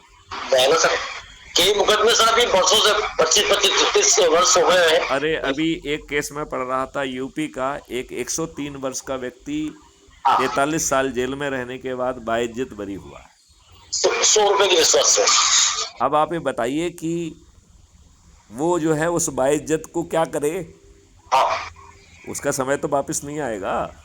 इतने वर्ष तक बेचारे ने जेल काटा। 43 साल और 103 वर्ष की उम्र में वो बेचारा छूटा है। बिल्कुल सर, मैंने भी देखा सर। तो ऐसी अद्भुत न्याय पुलिस व्यवस्था चाहिए कि नहीं चाहिए? जरूरी है ना सर। और ऐसी ही जैविक व्यवस्था जिसमें दूध, दही, घी सब जो है ना रासायनिक विष खत्म हो जाएगा, तो ना तो आपका पानी पॉल्यूट होगा, ना आपका कोई चीज़ पॉल्यूट होगा। अभी जो सीवेज आपकी लाइबिलिटी है, ये सीवेज आपका जो है मैनवर का और मीथेन का मतलब एनर्जी का भंडार बन जाएगा। तो जितनी भी लाइबिलिटीज़ हैं वो सब आपकी एसिड में कन्वर्ट हो जाएंगी। आपको जो है पानी 9 फीट पे आ जाएगा, पेड़ों की संख्या 3 गुना हो जाएगी, गायों की संख्या 10 गुना हो जाएगी। भारत में हर नागरिक के लिए आवश्यक जो है अन्न, आवश्यक फल, सब्जी, दूध, दही, घी, शहद और जीवनवर्धक औषधियाँ फंडामेंटल राइट टू भोजन के तहत उपलब्ध होंगी। ऐसे अद्भुत भारत के लिए क्या हम जो 2 काम आपसे कह रहे हैं कि अपना काम चाहे वो जीविकोपार्जन का हो या जीवन यापन का हो, उसे पूरी निष्ठा के साथ करो, और उसे करने के बाद जो है लोगों को बताओ कि भैया ऐसा भारत चाहिए क्या। जब आप उन्हें ये बताएंगे और इसको बताने के लिए आप बताओगे तो वो कोई बात नहीं मानेंगे, लेकिन यदि जैसे मैंने आपको समझाया, यदि यही वीडियो आप बार बार चला के सुनाओगे तो 90% लोगों को समझ में आ जाएगा कि नहीं आ जाएगा? मतलब आप समझाओगे तो आपकी आवाज़ में वो समझाने का तरीका नहीं होगा। होगा क्या?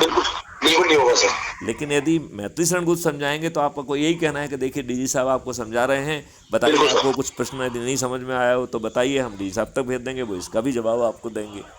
मिल जाएगा, हाँ सर, सही बात। तो बिल्कुल सर। जो लोगों को अच्छा भारत चाहिए होगा वो शपथ ले लेंगे कि नहीं ले लेंगे? बिल्कुल ले लेंगे सर। Right, number one.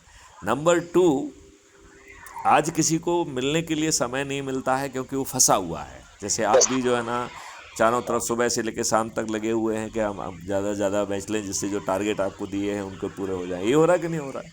बिल्कुल हो रहा है सर। तो बिना आमंत्रण के कोई मिलता नहीं है। बिल्कुल सर। तो वैसे तो मैं कहता था कि हर रविवार कर लिया जाए, लेकिन मुझे लगा कि हर रविवार शायद हो सकता है कि लोगों को आने में भी दिक्कत हो, पहुंचने में भी दिक्कत हो, इनवाइट करने में भी दिक्कत हो। तो यदि आपने 12 लोगों को ही जोड़ा है और महीने में यदि एक बार मिलते हैं जी तो 12 लोगों जैसे कम संख्या होने पर भी एक व्यक्ति को एक साल में एक मौका मिलेगा। मिलेगा कि नहीं मिलेगा? हाँ, यदि 24 व्यक्ति होंगे तो 2 साल में एक मिलेगा, 36 व्यक्ति होंगे तो 3 साल में एक मिलेगा, बिल्कुल सर। 48 व्यक्ति होंगे तो 4 साल में एक बार मिलेगा, यस सर। 60 व्यक्ति होंगे तो 5 साल में एक बार मिलेगा। अपने साथ, ठीक है और सर। तो इसका मतलब है ये कठिन है क्या? कोई कठिन नहीं है ना सर। तो यदि हम प्रेम से लोगों को आमंत्रित करेंगे तो सूर्य प्रकाश शर्मा जी कितने भी बिजी हों, वो जब आमंत्रण पे पहुंचेंगे कि नहीं पहुंचेंगे? पहुंचेंगे सर। और बिल्कुल उस सर। आमंत्रण में यदि ये वीडियो चला के कहा जाएगा कि अच्छे भारत का जो है ये चाहिए, तो अधिकांश लोगों को लगेगा हाँ चाहिए। राइट? बिल्कुल सर। और ये चिंता नहीं पालना है कि किसी को लग रहा है, कोई मना कर रहा है, करने दो। क्योंकि हो नहीं सकता है पाले जो नहीं आपके समझाने पे ना माने वो किसी दूसरे के समझाने पे समझ में आ जाए। सही है सर, सर आपका ही और है। और जब बहुत सारे लोग जुड़ जाएंगे तो दूसरों को देख देख के जुड़ जाएगा वो। हाँ सही बात। नहीं समझे ना कि भाई सभी लोग जुड़ रहे हैं तो कुछ ना कुछ तो अच्छा होगा इसमें। ये बात समझ रहे हैं कि नहीं समझ रहे हैं आप? बिल्कुल समझ रहा हूँ सर। तो आपको दूसरा काम ये करना है कि सिर्फ प्रक्रिया का पालन करो। जो गीता में लिखा है कि कर्म किए जा फल की चिंता मत कर रे इंसान। तो आपको ये नहीं सोचना है कि कोई जुड़ रहा है कि नहीं जुड़ रहा है। जुड़ रहा है तो खुश मत होइए, कोई नहीं ठीक है। जुड़ रहा है तो दुखी मत होइए। बस ठीक ये है। समझिए कि वो अपने समय पे उसे जुड़ना ही है, अभी उसका जुड़ने का समय नहीं आया है। जी जी जी। क्योंकि जब उसे सब कुछ मिल रहा है तो आज नहीं तो कल तो जब समझ में आएगा तब जुड़ जाएगा ना वो। यस तो सर। आज आप दुखी क्यों हो यदि कोई नहीं जुड़ा है? आपने अपना काम कर दिया है ना। बिल्कुल सर। राइट? बिल्कुल सर। अब देखो ये मॉडल इतना पावरफुल है जी। कि 144 करोड़ में से केवल 100 करोड़ को जोड़ना है। कितनों को जोड़ना है? तो करोगे 100 करोड़ को। तो आपने 44 करोड़ को छोड़ दिया है। राइट? और यस सर। 10-10 के हिसाब से देखा जाए तो 9वें दिन 90 करोड़ लोग जुड़ रहे हैं यस और सर। 9वें दिन हमारा 100 करोड़ का संकल्प पूरा हो जा रहा है। इसका मतलब है जो 9वें दिन 90 करोड़ लोग जुड़ेंगे उन्हें संकल्प भी लेना है, प्रयास भी करना है, लेकिन वो यदि एक भी व्यक्ति को नहीं जोड़ें तो भी हमारा संकल्प पूरा हो जाएगा कि नहीं हो जाएगा? तो होगा ना सर। होगा। तो 44 करोड़ आपने पहले छोड़ दिए, 90 करोड़ जो 9वें दिन जुड़ रहे हैं, ऐसे 144 करोड़ में से 134 करोड़ को किसी को भी नहीं जोड़ना है। जी। तो ऐसे अच्छे भारत के लिए क्या खुद जुड़ जाना कठिन है क्या? कोई कठिन नहीं है सर। चलिए, अब 8वें दिन जो 9 करोड़ लोग जुड़ रहे हैं उन्हें अपने परिवार के सदस्य, अपने रिश्तेदार, अपने मित्र, अपने पड़ोसी और जिन व्यक्तियों से आप जो है अपने जीविकोपार्जन के समय मिल रहे हैं या जीवन यापन के कारण जो है ना के बाद उनसे मिल रहे हैं, ऐसे लोगों को मिलाकर उनमें से 10 लोगों को केवल जोड़ना है। क्या 10 लोगों को इतने बड़े लाभ के लिए जोड़ना कठिन है? नहीं सर, कठिन नहीं सर। बहुत सरल है ना। अच्छा, ओके। अब जो है 7वें दिन जो 90 लाख लोग जुड़ रहे हैं उनके पास 2 दिन है, 8वां और 9वां दिन। तो केवल 90 लाख लोगों को 10 के मान से 20 लोगों को जोड़ना है। केवल 90 लाख लोगों को। कितने में से? 144 करोड़ में से केवल 90 लाख लोगों को ही 20 लोगों को जोड़ना है। अब 6वें दिन जो है 9 लाख लोग जुड़ रहे हैं, उनके पास 7वां, 8वां, 9वां 3 दिन है। तो 144 करोड़ में से मात्र 9 लाख लोगों को ही 30 लोगों को जोड़ना है और बदले में उन्हें इतना अच्छा भारत मिल रहा है, राइट? बिल्कुल सर। अब जो है 5वें दिन जाते हैं तो 5वें दिन जो है 90,000 लोग जुड़ रहे हैं, राइट? और उनके पास 4 दिन है, 6वां, 7वां, 8वां, 9वां। तो 144 करोड़ में से सिर्फ 90,000 लोगों को, 40 लोगों को जोड़ना है, वो भी अपने परिवार के सदस्य, अपने रिश्तेदार, अपने मित्र, अपने पड़ोसी, और जिन व्यक्तियों से आप किसी अपने जीविकोपार्जन के कार्य से जुड़ रहे हैं या जीवन यापन के कार्य से मिल रहे हैं, उनको जोड़ना क्या कठिन है क्या, जब आपको ऐसा महापरिवर्तित भारत मिल रहा है? चौथे दिन 9,000 लोग जुड़ रहे हैं और 5 दिन है तो केवल 9,000 लोगों को ही 50 को जोड़ना है। तीसरे दिन 900 लोग जुड़ रहे हैं, उनके पास 6 दिन हैं, तो पूरी व्यवस्था में मात्र 900 लोगों को ही 60 को जोड़ना है। दूसरे दिन जो 90 लोग जुड़ रहे हैं उनके पास 7 दिन है, तो 144 करोड़ में से केवल 90 लोगों को 70 लोगों को जोड़ना है। और पहले दिन जो 9 लोग जुड़े हैं उनके पास 8 दिन हैं, तो 144 करोड़ में से मात्र 9 लोगों को ही 80 को जोड़ना है। और इस पूरे जो है ना कॉन्सेप्ट को लाने वाले मैथिली शरण गुप्त के पास पूरे 9 दिन हैं, तो केवल एक व्यक्ति को 90 लोगों को जोड़ना है। और मैथिली शरण गुप्त ने इतनी निष्क्रियता के बावजूद भी 2290 लोगों को जोड़ दिया है, और उन्हें इसलिए जोड़ना पड़ा क्योंकि बाकी लोगों ने अपना काम नहीं किया। बाकी लोग अपने फर्टिलाइज़र को बेचने में बिजी हैं, तो 2-2 महीने अपना ऐप नहीं खोल रहे हैं। जी। मेरा इशारा किसकी तरफ है? सूर्यप्रकाश शर्मा जी की तरफ, राइट? तो अब जो है आपका ऐप भी खुलना चाहिए और आप अपने लाभ के 2 काम करिए, और महीने में एक बार, पहले मैं सप्ताह में कह रहा था, मुझे लग रहा है कि नहीं, सप्ताह की ज़रूरत नहीं है, महीने में एक बार जो है अपने लोगों को आमंत्रित करिए। यदि ग्रुप में 12 लोग भी आपने जोड़े हैं और रोस्टर बनाया है तो साल में एक बार मौका मिलेगा। 24 लोग हैं तो 2 साल में एक बार मौका मिलेगा। यदि 36 लोग हैं तो 3 साल में एक बार मौका मिलेगा। यदि 48 लोग हैं तो 4 साल में, और यदि 60 लोग हैं तो 5 साल में एक बार। क्या कठिन है? बिल्कुल कोई कठिन नहीं, सरल है सर। अब ये ऐप जिसके माध्यम से आप जुड़ रहे हैं, ये आपका रोस्टर बनाने में मदद करेगा, लोगों को आमंत्रित करने में मदद करेगा, उनको रिमाइंड करने में मदद करेगा, और साथ में 6 मेरिट लिस्ट भी बना रहा है। Yes sir. ये बात समझ आ रही है आपको? Yes sir. तो एक गांव की मेरिट लिस्ट है, यस सर। एक मोहल्ले की मेरिट लिस्ट है। तो जो गांव की मेरिट लिस्ट है वो सरपंच क्षेत्र की मेरिट लिस्ट है। जी। जो मोहल्ले की मेरिट लिस्ट है वो पार्षद क्षेत्र की मेरिट लिस्ट है। Yes sir. जो शहर की मेरिट लिस्ट है वो मेयर क्षेत्र की मेरिट लिस्ट है। Yes sir. जो जिले की मेरिट लिस्ट है वो जिला पंचायत अध्यक्ष के क्षेत्र की मेरिट लिस्ट है। Yes sir. और जो प्रांत की मेरिट लिस्ट है वो मुख्यमंत्री क्षेत्र की मेरिट लिस्ट है। और जो देश की मेरिट लिस्ट है वो प्रधानमंत्री क्षेत्र की मेरिट लिस्ट है।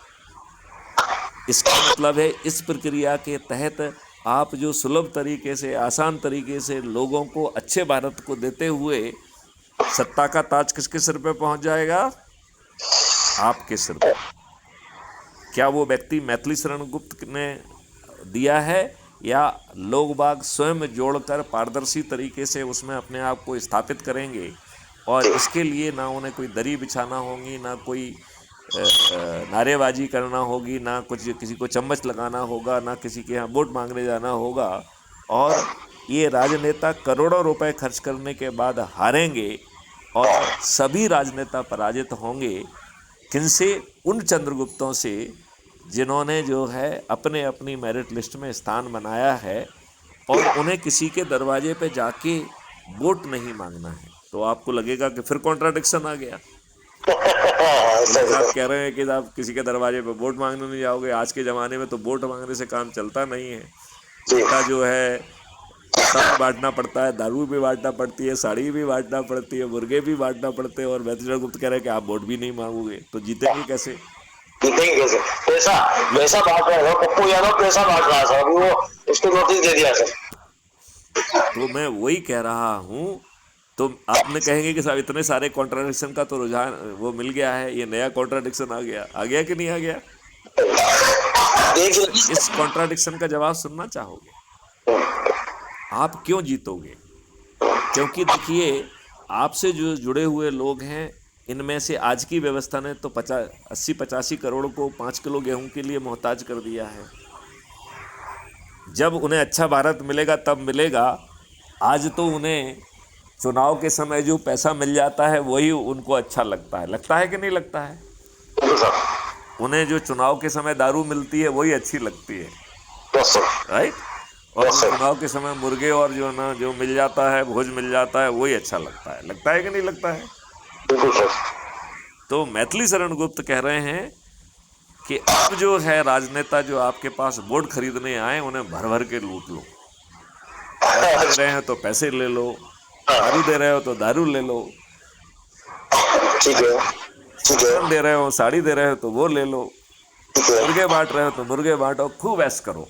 इसके बाद जो मेरिट लिस्ट में आया है मैथिली शरण गुप्त, उसकी सूची वो अपने आप में वैसे भी देखते रहेंगे और नहीं देख पाएंगे तो मैथिली शरण गुप्त जो है ना पूरे फोटो और चीज़ें और चुनाव चिन्ह के साथ उनको सूचित करेंगे। और फिर जो लोग बाग हैं वो प्रभात फेरी और शांत फेरी निकालेंगे और कहेंगे कि सूर्य प्रकाश शर्मा हमारे चंद्रगुप्त हैं, फलाने उनका नाम ईवीएम मशीन में सरल क्रमांक 4 पर है, चुनाव चिन्ह ये है, मैं संकल्प के साथ उन्हें वोट दूंगा और उन्हें विजयी बनाऊंगा। तो बताओ, जो राजनेता करोड़ों रुपए खर्च करेंगे वो हारेंगे कि नहीं हारेंगे? आप जो बिना किसी से वोट मांगे आप जीतेंगे कि नहीं जीतेंगे? बिल्कुल सर, जीतेंगे ना सर। तो आप ये बताइए, कॉन्ट्राडिक्शन खत्म है या अभी बना हुआ है? नहीं, आपके मन की शंका का समाधान हो गया है या बनी हुई है? समाधान तो हुआ ना सर, हो गया है। तो अब जब सभी समस्याओं का समाधान हो गया है तो आज से लग जाइए जरा। तो फिर से दोहराता हूँ, आप निष्ठापूर्वक जीवन यापन या जीविकोपार्जन का कार्य करिए।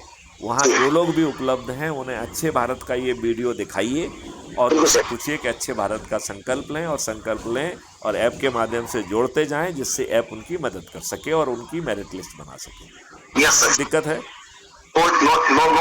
और जो आपके अपने जुड़े लोग हैं उनकी एक सूची बना लीजिए और उन्हें जो है ना महीने में एक बार आमंत्रित करिए और अच्छे भारत का यही वीडियो देखिए और उनसे पूछिए, भैया ऐसा भारत चाहिए क्या? जिनको चाहिए वो उनको संकल्प दिलाइए, जिनको नहीं चाहिए उनको तेल लेने जाने दीजिए। अपना काम करिए, कोई जुड़ रहा है या नहीं जुड़ रहा है इसको भूल जाइए, क्योंकि आपने कहा हो सकता ना जुड़े, कोई दूसरा कहेगा तो ना जुड़े, हो सकता 10वें के बाद जुड़े, कोई 100 के बाद जुड़े। तो जिसको जब जुड़ना है उसका काम है, आपने अपना काम किया है, ये महत्वपूर्ण। तो क्या आप अपना काम करेंगे ना सर? क्या आप मुझे भरोसा दिलाते हैं कि आप अपना काम करेंगे? भरोसा जो वचन देता हूँ सर मैं आपको, जीवित रहते हुए आपके साथ रहूंगा सर, आपके मार्गदर्शन। नहीं, आप जो है मेरे साथ तो हैं ही हैं, आप तो मेरे साथ 2022 से हैं। अभी 3 साल से आप मुझसे जुड़े हुए हैं, आज ही मैंने चेक किया था और आपने 212 लोगों को जोड़ा है और आपका 10वां स्थान है, राइट? तो मुझे आप 3 साल से जुड़े हुए हैं ये भी मालूम है, आपने 212 लोगों को जोड़ा है वो भी मालूम है, लेकिन जिस तरीके से मैंने समझाया है उस तरीके से ना तो आपने समझाया है, ना बताया है, ना वैसा जोड़ा है। तो अब मैं ये चाहता हूँ कि कोई जुड़े चाहे ना जुड़े, आप अब सिर्फ प्रक्रिया का पालन करिए, अपना काम निष्ठापूर्वक करिए। जब काम खत्म हो जाए तो वहाँ जो लोग हैं उनको यही वाला वीडियो अभी 10 मिनट में अपलोड हो जाएगा। ये 1 घंटे 12 मिनट का है, इसको छोटे छोटे भागों में भी बांट देंगे। तो जो वीडियो आपको ज़्यादा रिलेवेंट लगता है वो 3 मिनट का हो तो 3 मिनट का दिखा दीजिए, जिसको 1 घंटे का समय उसको 1 घंटे का समझा दीजिए और कहिए भैया अच्छा भारत चाहिए क्या? जिसको 6 मेरिट लिस्ट में रुचि हो उसको 6 मेरिट लिस्ट वाला का समझा दीजिए, जिसको पोटेंशियल रोजगार में रुचि है उसको पोटेंशियल रोजगार वाला वीडियो दिखा दीजिए। कि हम इसको एक साथ भी अपलोड करेंगे और 3-3 मिनट के छोटे वीडियोस भी बनेंगे। बिल्कुल सर, मैं बिल्कुल अमल में रहूंगा। कुल मिला के जो है लगभग 25-30 वीडियो बनेंगे इसके। अभी ये 1 घंटे 14 मिनट चल चुका है जी, राइट? तो 3 मिनट के हिसाब से 1 घंटे के 20 और 5 और, राइट? तो इसके 25 वीडियो बनेंगे और उनके टाइटल में मैं कोशिश करूँगा कि ये लिख दूँ कि वो किस काम के वीडियो हैं। तो आप जो वीडियो जिसके लिए रिलेवेंट हो, यस सर, किसी को मेरिट लिस्ट में आके सत्ता का ताज चाहिए तो उसे अकेला वही सुना दो, यस सर, किसी को रोजगार चाहिए तो रोजगार वाला सुना दो, किसी को यस सर, शिक्षा चाहिए तो शिक्षा वाला सुना दीजिए, किसी को राष्ट्रीय संपदा का चाहिए तो राष्ट्रीय संपदा का सुना दीजिए। यस सर, तो जिसके मनोभावना जैसी वो दिखाइए और अच्छे भारत का संकल्प दिलाइए। बिल्कुल तो सर, संकल्प दिला के कोई लेता है या नहीं लेता है उसको भूल जाइए, वो उसके ऊपर छोड़ दीजिए। ठीक है, आपने प्रक्रिया कर ली, बस इतना ही पर्याप्त है। बिल्कुल जब सर, आप प्रक्रिया करेंगे तो उसका वीडियो बनाइए। यस सर, जैसे आप देखिए इतने सारे लोगों को मैंने ये वीडियो दिखाया, राइट, और फिर उन्होंने शपथ ली। अब यकीन करिए कि एक भी व्यक्ति शपथ नहीं लेता, एक मिनट के लिए मान लेते हैं। तो आपको ये वीडियो बनाना है कि इतने लोगों को मैंने दिखाया था, इनमें से किसी को अच्छा भारत नहीं चाहिए, लेकिन मुझे अच्छा भारत चाहिए, मैं अच्छे भारत का संकल्प को दोहराता हूँ।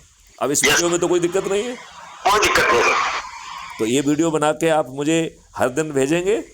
बिल्कुल सर, चलिए अब इस वार्तालाप को यहाँ विराम दिया जाए। Yes sir. आपका देशवासियों के नाम क्या संदेश है? देशवासियों के नाम पर ये संकेत है कि जो वर्तमान की जो राजनीतिक व्यवस्था चल रही है, इसमें सुधार बहुत अत्यंत आवश्यक है, और ये सुधार सिर्फ एक क्राइम फ्री भारत मिशन ही ला सकता, बाकी कोई नहीं ला सकता है। तो मेरा अच्छे भारत का संकल्प लें और अपराध मुक्त, भ्रष्टाचार मुक्त भारत ही नहीं बल्कि टैक्स मुक्त और कर्ज मुक्त भारत भी पाएं। पोटेंशियल के रोजगार का मौलिक अधिकार, जी, शिक्षा, रोजगार को, पोटेंशियल को रियलाइज करने वाली शिक्षा, भोजन, स्वास्थ्य, खुशहाली और समृद्धि का मौलिक अधिकार पाएं। महापरिवर्तित प्रशासनिक व्यवस्था, पुलिस व्यवस्था, न्याय व्यवस्था, जैविक संसार व्यवस्था पाएं और स्वस्थ और निरोगी रहें सिर्फ अच्छे भारत का संकल्प लेने से। अच्छे भारत का संकल्प लेगा और ऐप के माध्यम से जुड़ेगा, ऐप उसके कार्य में मदद करेगा। जी सर, यस सर। और इससे जो है, और जो लोग ऐप से जुड़ रहे हैं उनसे प्रार्थना है कि कम से कम दिन में एक बार ऐप को जरूर खोलें। जो कम से कम वीडियो प्रेसिडेंट डाल रहे हैं उसे खोज के जरूर देख लें, और उसे देखने के लिए आपको एडमिन पोस्ट पे चले जाइए, क्योंकि बाकी जगह ढेर सारी पोस्ट होंगी ट्रेंडिंग में, तो आपसे हो जाएगा। आप मेरिट लिस्ट में किस स्थान पे चल रहे हैं, क्या चल रहे हैं, वो सब भी देख पाएंगे और आपको महापरिवर्तित व्यवस्था भी मिल जाएगी। अब इन्हीं शब्दों के साथ इस वार्तालाप को यहाँ विराम देते हैं, और सूर्य प्रकाश शर्मा जी से मैं निवेदन करता हूँ कि जो उन्होंने आज संकल्प लिया है उसे आज से ही पूरा करें, और यदि कोई भी व्यक्ति अच्छे भारत का संकल्प नहीं लेता है तो भी उसे घुमाकर बताएं कि साहब इतने लोगों को अच्छे भारत के बारे में वीडियो को दिखाकर समझाया गया, इनमें से किसी को भी अच्छा भारत नहीं चाहिए, लेकिन मुझे अच्छा भारत चाहिए, मैं अच्छे भारत के संकल्प को दोहराता हूँ। Yes sir. इसका वीडियो बना के भेज दीजिए। बिल्कुल सर। अब तो कोई समस्या नहीं रह गई ना? नहीं सर, कोई समस्या नहीं। चलिए, जय हिंद, जय भारत, वंदे मातरम, जय गुरुदेव।